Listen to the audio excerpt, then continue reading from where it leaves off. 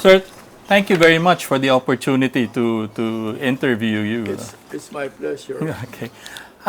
So, tell me, you go how far back? May I greet FVR? Yeah, sure. Oh. Okay.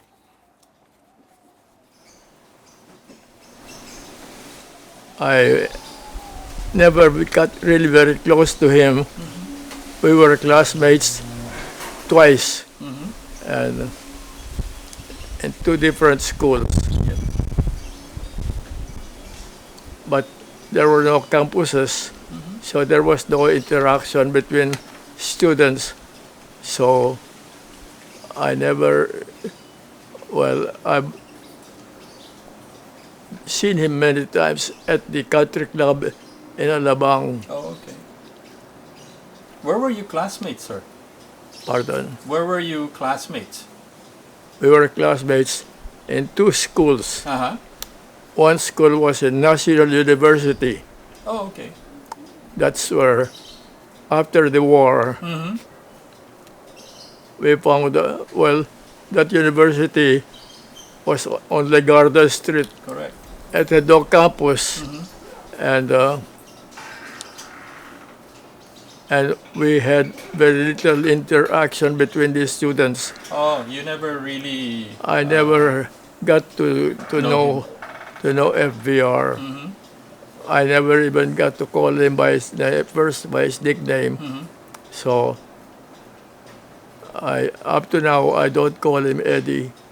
Oh, so how do you call him? Because I respect that big gap between us.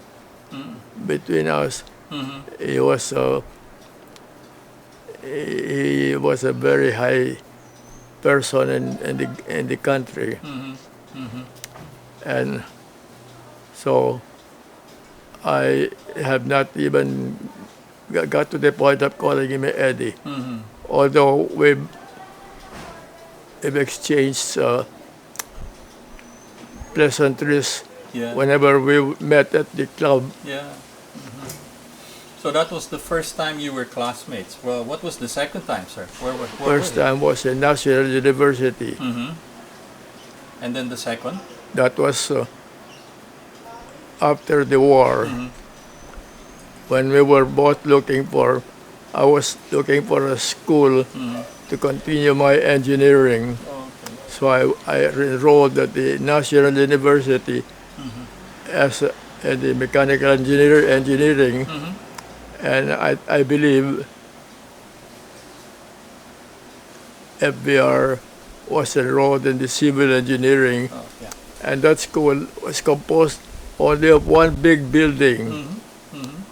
And there was this street and one big building and at no campus.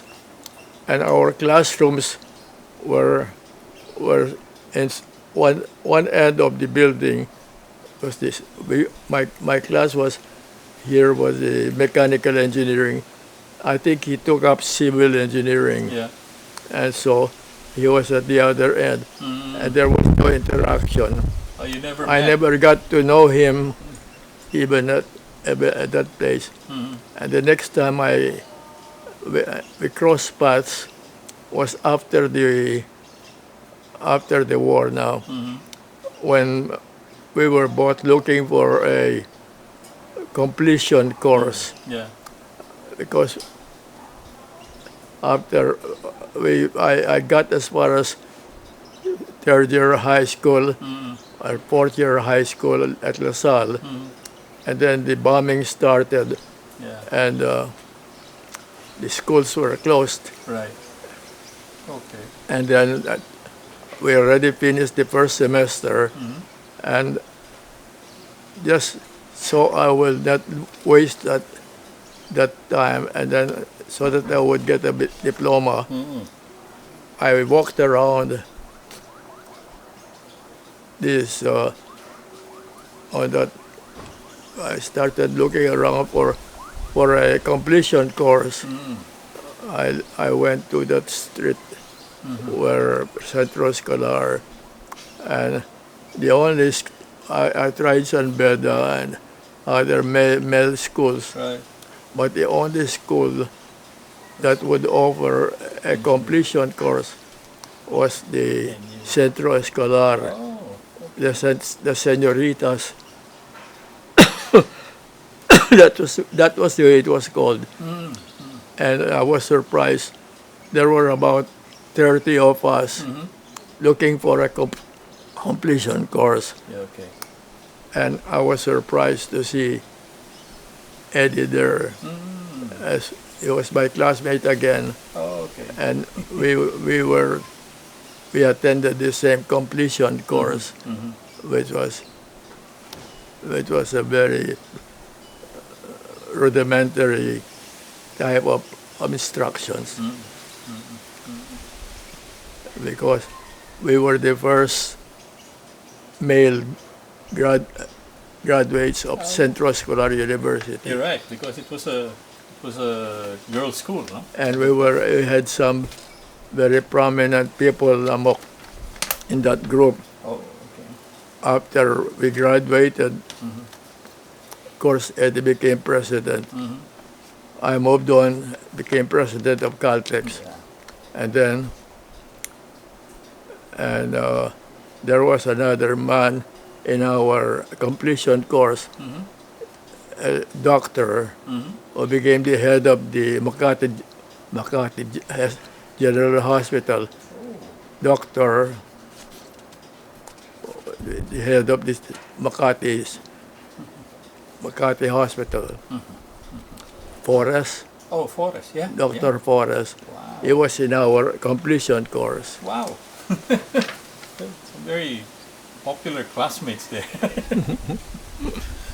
So you became classmates twice, and then so you both finished your courses. He went off to West Point. No? So, did you see each other in between? When was the next time you saw each other already? Or you finished your courses? FBR went on to the United States, where he went to West No, Point. he went to the United States when we were studying in National University. Right. And that's when I found out that one of our classmates was selected to be the scholar for West Point. Oh, okay. And that was FBR. It was him, Yeah. and we were all very proud of him. Right. There was another student, also a candidate for West Point, but I think FBR's application was submitted before the war. So when the scholarship was opened, he was first in line. Right. So he went off to the United States. Did you meet each other? When did you meet each other again? So I met somebody who was involved in politics, All right. and I told him my feelings, and he said, well, join us. This somebody was known by FVR. His name was Boy Saicon. Okay. Yeah. Pastor. Okay. Boy Saicon came to my house one evening, and we had a long chat, All right. and he invited me to join the group Okay. to help FVR with this campaign. Oh, so FBR already had a plan? It was at that point we were already grooming him to become to run for president. Okay. Was he still in the military, or was he already the Secretary of Defense? You remember what year that was? Well, yeah, that was the time of Cory pa. Why FBR? Why FVR? Yeah. We needed somebody to lead, and a leader, and FVR to us represented leadership. One of our group was a was a columnist, Yeah. Teddy Benigno. Yeah. Do you remember him? Yes. Yeah, he was the one who coined the nickname that we gave FVR. We called him the Horseman because the Horseman was always the first, the leader of the group. And so ever since that time, we referred to him as the Horseman. But weren't there any? When I finally met him Yeah. when I joined the group, Uh-huh. the group happened to be working with General Almonte, Okay. and we used to meet at Camp Aguinaldo, in the headquarters of General Almonte. Okay. He had a bedroom and he had a sala that was filled with students' desks.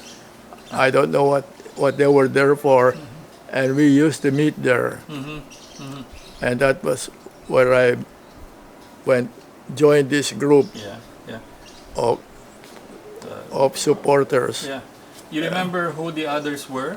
And I think that was the first time I met FVR personally, and he walked in to say hello to the group. And so, did you know already then that the two of you were? You knew that you were classmates, right? Yeah. Did you remind him that you were classmates in both Senoritas and at National University? He remembered it. Oh, Yeah.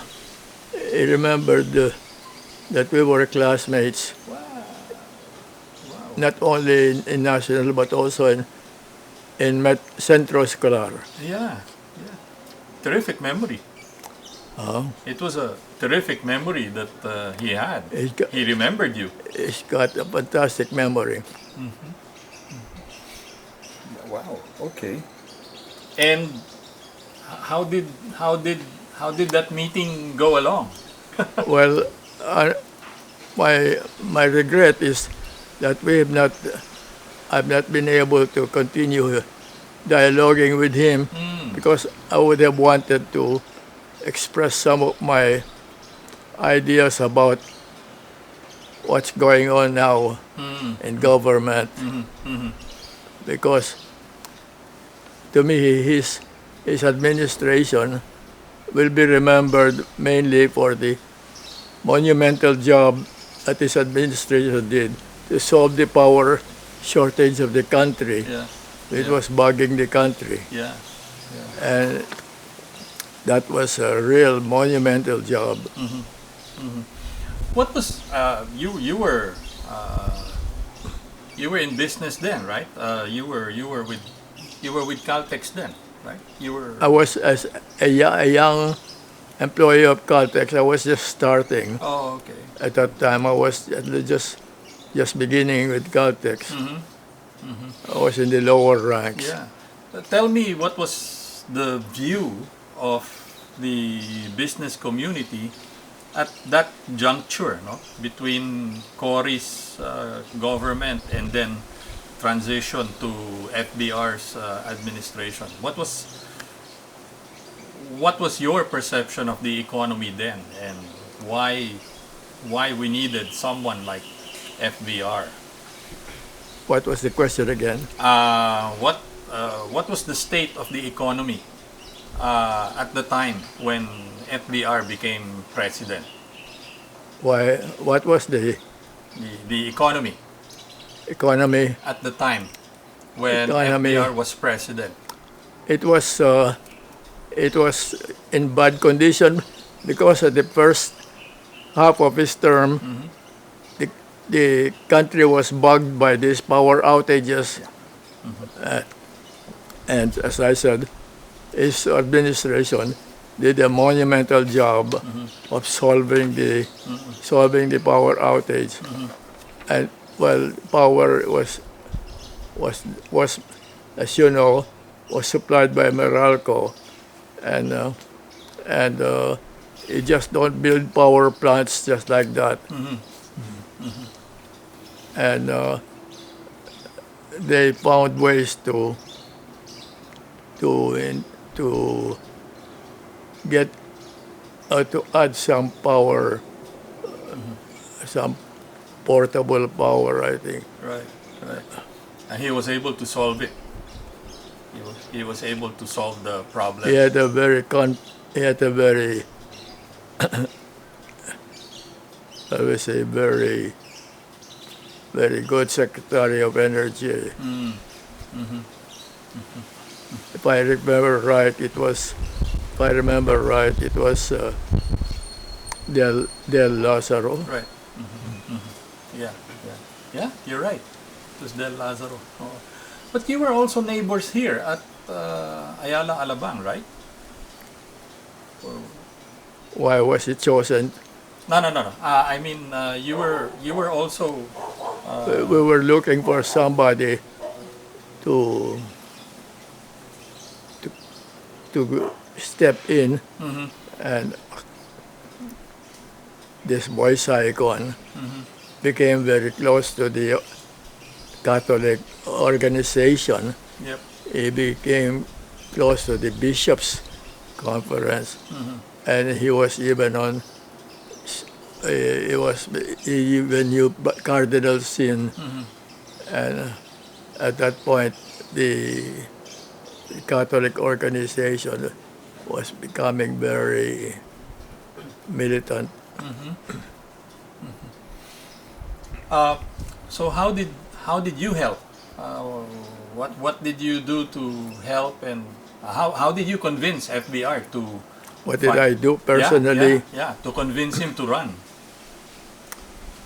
I have to admit, not very much, because I was sort of an outsider. I had no political experience. I had no political connections. My background was purely academic, and but I had no political connections. Politics was not in my family. Yeah. Although my father was a member of the 1935 Constitutional Commission, and his father before him was a member of the Aguinaldo Constitution in Malolos. He was a signer of the Constitution. His name was, my father was named Jose Gutierrez. David was his father was named Mateo. Mateo Gutierrez David. And he was one of the signers of the Aguinaldo Constitution. Wow. No, but that was the only political background I had. Yeah, but tell us, how were you able to convince FVR to finally decide to run and run for the presidency? Well, it was more of a, I would say,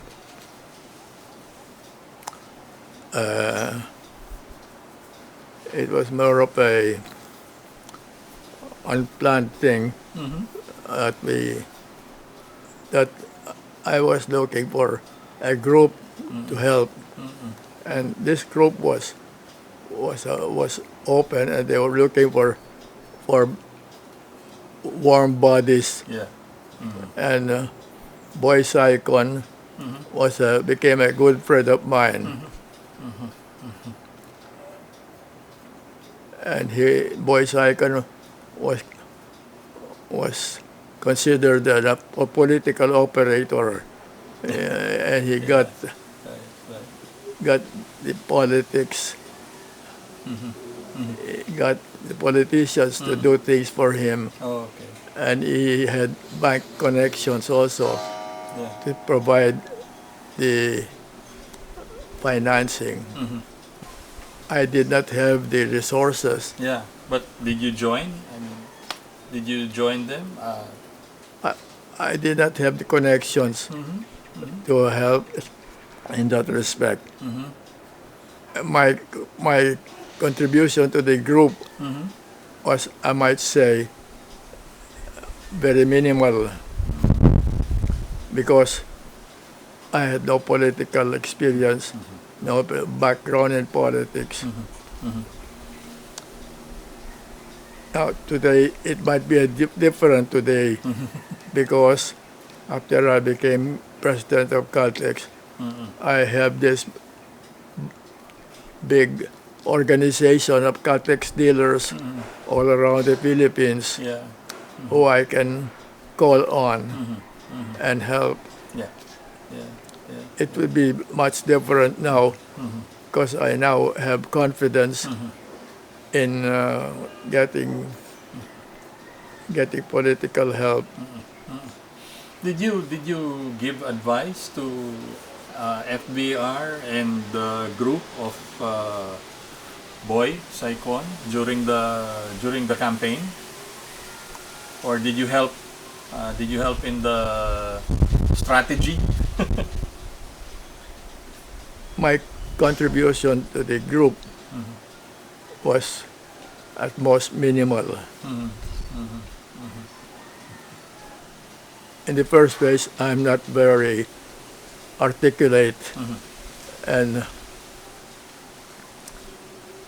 when during meetings, I was mostly silent, Oh, okay. and I had a terrible inferiority complex talking to politicians, Oh, like talking to General Almonte, who was a political analyst. His language was quite different from mine. I could relate to what he was saying. yeah. So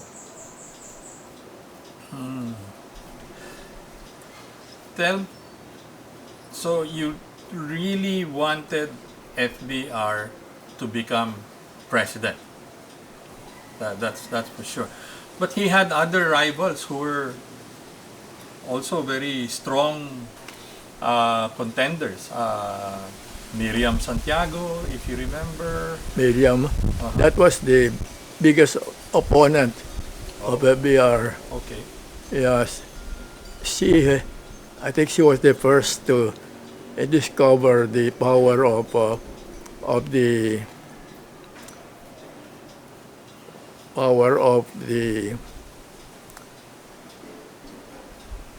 what they call the press. Okay. The power of the Media. social media. Oh, yeah. And she started her campaign with the by distributing cassettes of her speeches. That was the time when students were very eager to hear anything against Marcos, because the press was controlled, and the students could hear direct criticisms of Marcos from these tapes.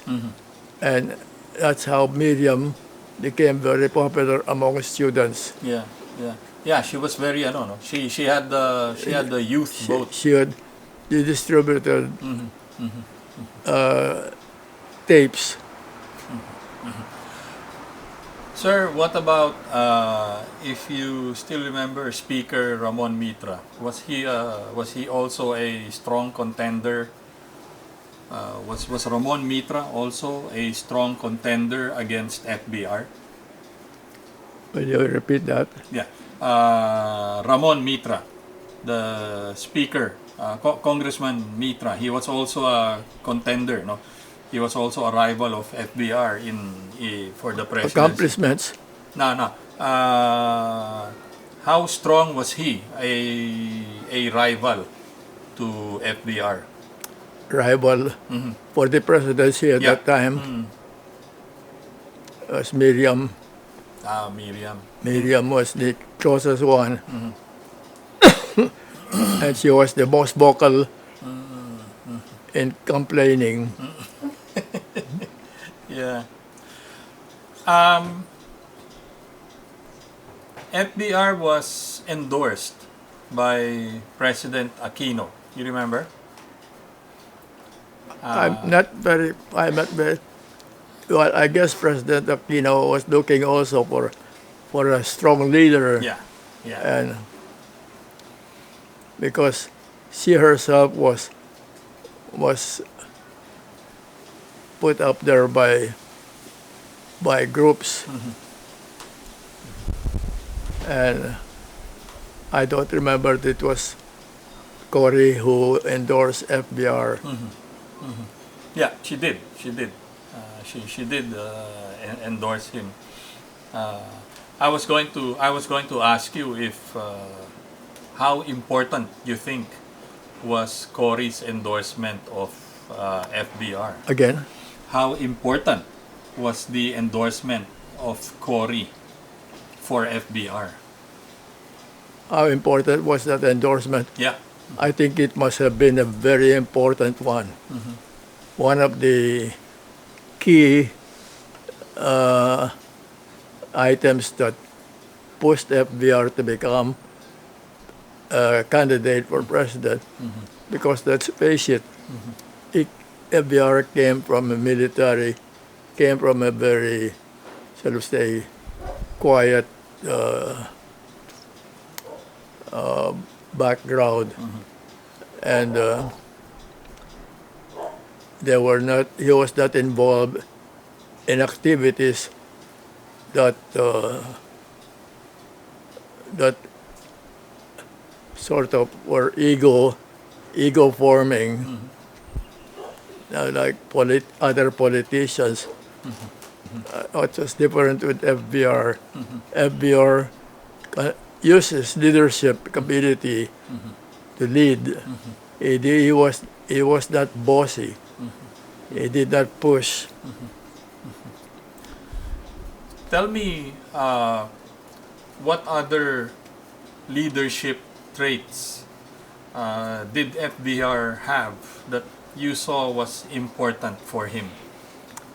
Well, aside from his leadership, he was a dedicated and honest leader, and he set the example for future presidents to follow. Okay. Future presidents will probably follow.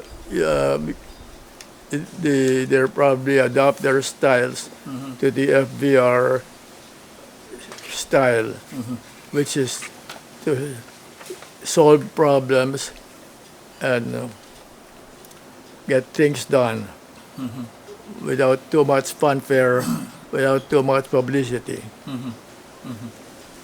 What about his work ethic? His passion for work. Did you see that also as a characteristic? It was like a dynamo, Okay. and he never forgot people. That's one thing that was his very strong characteristic. He had almost a photographic memory, and he would talk to farmers and peasants, and he would call them by their first names, Wow. and that's how he was able to. That was the strength of his campaign. He got to the grassroots, and they respected him for that. Tell me if what about his service record as his performance as a public servant? Your observations. I Your observations of FVR as a public servant. I feel that one thing that FBR showed was courage. It was not only honest and dedicated leader. He also had the courage of conviction when he jumped in support of against Marcos. To me, that was a very admirable trait. He had the courage to go against Marcos. And the politics at that time, you had to go through the first lady for support, and FBR never became cozy with the first lady, which to me he was the real manly leader. When FDR became president, did he ask you to be part of his? No, I was never offered a job in his. Government?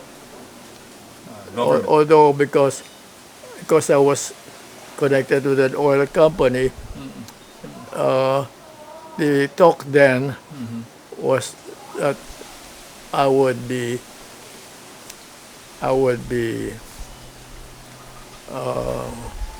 called to serve in his cabinet. Were you expecting to join his cabinet? No. No, I did not.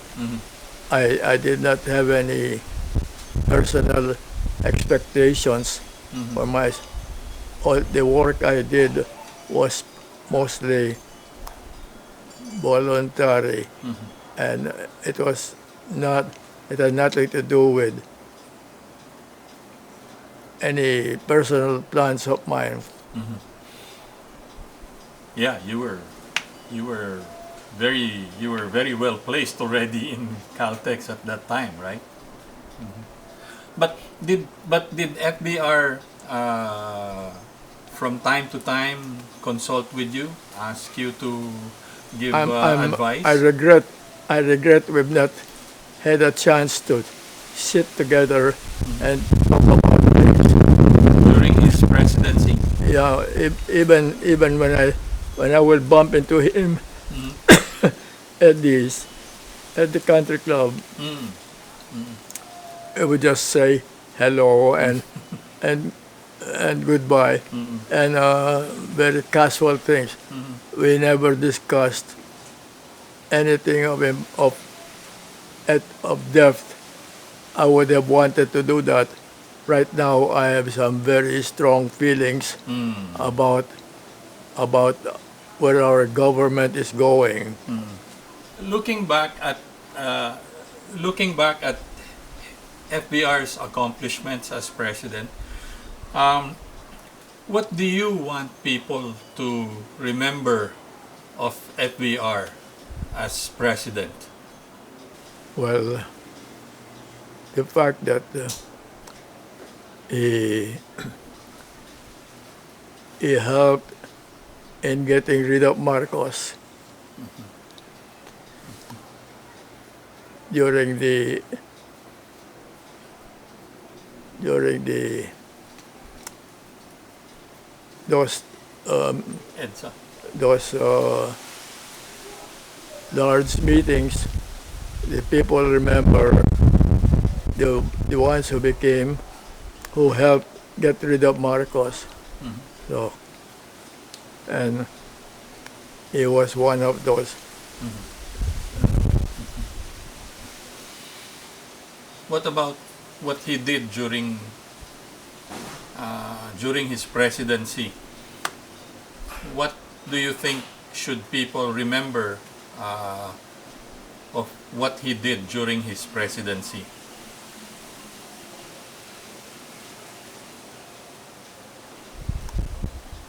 The people of Manila would remember very well as I said, the monumental job he did to restore power in the city, because the power outages were becoming too frequent and too disturbing. People of Manila would remember it was his administration that solved that power problem. Thank you very much.